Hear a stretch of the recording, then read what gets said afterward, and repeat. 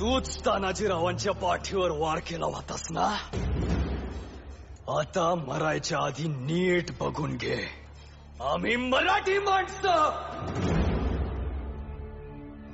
राजांसाठी आणि स्वराज्यासाठी आपला जीव हातावर घेऊन लढतो. धर्माचं काम करतो. म्हणून धर्मानं मरतो आणि धर्मानंच मारतो. तुझ्या गत पाठीवर वार नाही करणार, छाताड फोडून रगात पेव.